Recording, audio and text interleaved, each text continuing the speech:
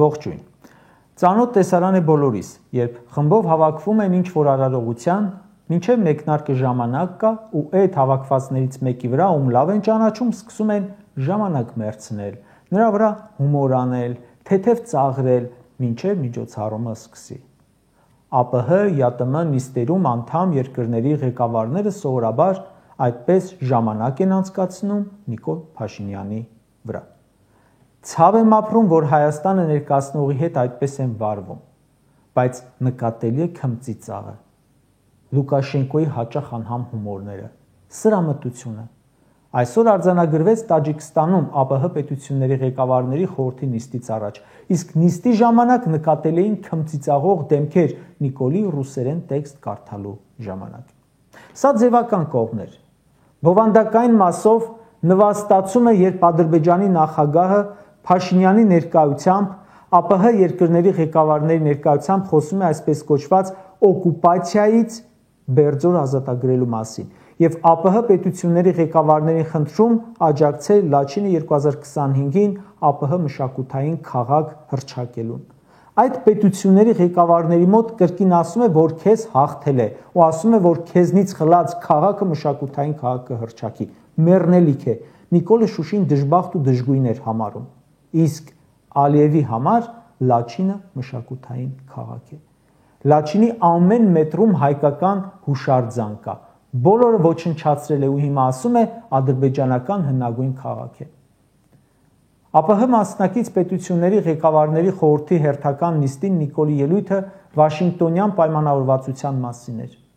Վերընթերցեց նախաստորագրած այսպես կոչված խաղաղության պայմանագիրը ու ստորագրված այսպես կոչված Զանգեզուրի միջանցքի դրույթները։ Խոսեց Նախիջևանից Ադրբեջան անխոչնդոտ անցնելու մասին։ Մոտ 10 անգամ ելույթում հիշատակեց Ալմաթայի հռչակագիր տերմինը։ Հատկապես այս մասը իրոք ծիծաղելի էր։ ԱՊՀ անդամ երկրների մեծ մասը իրար հետ ունեն սահմանային, տարածքային վեճեր, բայց ոչ մեկը այդ վեճերը լուծելու համար հղում չի անում այդ հռչակագրին։ Բոլորն են հասկանում, որ դա այսօր որևէ նշանակություն չունեցող թուղթ է։ Տաջիկստանն ու Ղրղըզստանը երբեք չեն խոսել այդ փաստաթղթի մասին սահմանային վեճերը լուծելու համար։ Ռուսաստանն ու ԱՊՀ նախկին անդամ Վրաստանը երբեք չեն հղում արել այդ Ալմաթայի հռչակագրին, ոչ էլ Ռուսաստանն ու Ուկրաինան։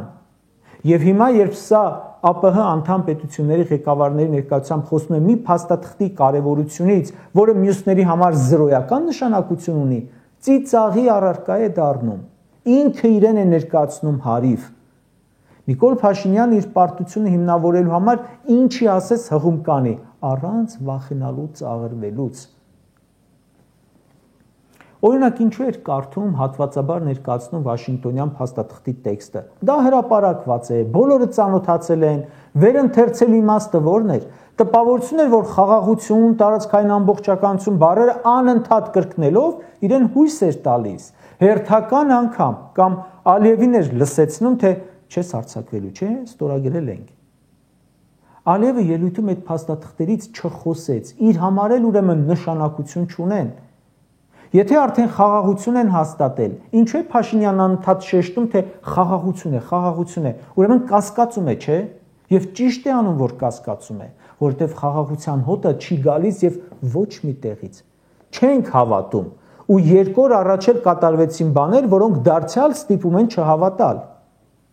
Նիկոլի խոսնակն ասում է, Նիկոլն ու Ալիևը Կոպենհագենում հոկտեմբերի 2-ին քննարկել են Զանգեզուրի միջանցք արտահայտության կիրառման խնդիրը։ Դրանից 4 օր հետո թուրքական պետությունների կազմակերպության հանդիպմանը Ալիևը հայտարարում է Զանգեզուրի միջանցքի կարևորության մասին։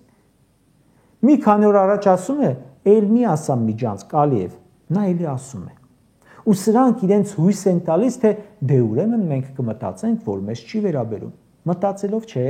դա նշանակում է, որ լեզու չեն գտնում իրար հետ, ու Փաշինյանը զիջում է,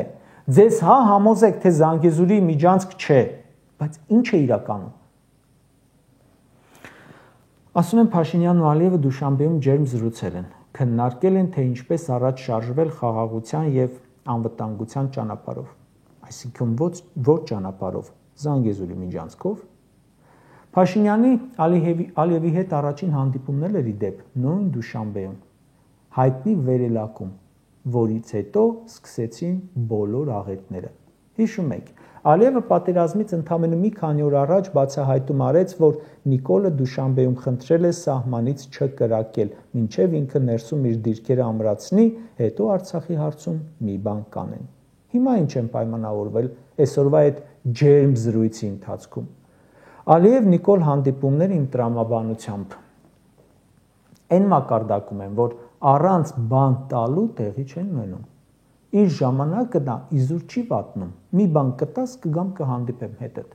Կա չէ նման բան, որ այսինչի հետ ընթրիքը արժե այսքան գումար, իսկ քանի քառակուսի կիլոմետր արժե Ալիևի հետ ընթրիքը։ Ադրբեջանի նախագահը օրերս դարձյալ ասում էր իրենք չեն մոռանա նախկին 30 տարին, չեն մոռանա իրենց վրեժը, վրեժով խաղաղությունը ո՞րն է։ Վերջին օրերին բազմիցս էր խոսվում ԱՄՆ նախագահի Նոբելյան մրցանակ ստանալու հավանականության մասին։ Հիշում եք, Վաշինգտոնից հետո Ալիևն ու Նիկոլը դիմեցին, որ Թրամփին տրվի այդ մրցանակը։ Թրամփին առաջադրելու առաջարկ արեցին նաև Իսրայելը, Պակիստանը, Կամբոջան, Գաբոնը, Ռուանդան։ Այսօր Օսլոյում հայտարարվեց 2025 թվականի Նոբելյան խաղաղության մրցանակի դափնեկրի անունը, ու դա Թրամփը չէր։ Թրամփն էլ նեղվել է, թե բա 7 պատերազմ եմ դադարեցրել, ինչու ինձ խաղաղության մրցանակ չտվեցիք, ես արժանի չէի, իսկ որ պատերազմն է իրոք լիարժեք դադարեցրել, որտեղ է խաղաղություն, Ռուսաստանի ու Ուկրաինայի միջև, Իրանի ու Իսրայելի միջև, Իսրայելի ու Պաղեստինի միջև, թե Հայաստանի ու Ադրբեջանի։ Թրամփն ընդամենը ձգձգել է, հետաձգել է, այո, դադարեցրել է, բայց չի ավարտել, չի լուծել։ Կարճ ասած, Ռոբերտ Քոչարյանն օրերս ասուլիսում գնահատական տվեց, որ դա խաղաղություն չէ, զինադադար է։ Այդ զինադադարը կախված է մեկ մարդու Ալիևի ցանկությունից, տրամադրությունից։ Չի կարող ամեն ժամ զինվող Ադրբեջանի ու չզինվող Հայաստանի միջև լինել խաղաղություն, մանավանդ եթե չկա գերտերություն, որը կերաշխավորի այդ խաղաղությունը։ Այսօր երաշխավոր չկա, Ադրբեջանն անընդհատ զինվում է ու սպառնալով նախապայմաններ, պահանջներ դնում ու ստանում։ Այսօր բողոքի ակցիա էր Երևանում, գլխավոր դատախազության դիմաց։ Տիկին Մարիամը, ում որդին զոհվել է պատերազմում, թոռը անհետ կորել է, մյուս որդուն կալանավորել են իշխանությունից պատասխան պահանջելու համար, ասում է. ընկել եմ Թումանյանի կկվի օրը, ձագերիս հա տանում են։ Նիկոլի խաղաղությունը այդ ծեր կնոջ 3 ձագերին տարել է, մեկին եռաբլուր, մյուսին անհայտ, երրորդին բանտ։ Էս է ձեր խաղաղությունը։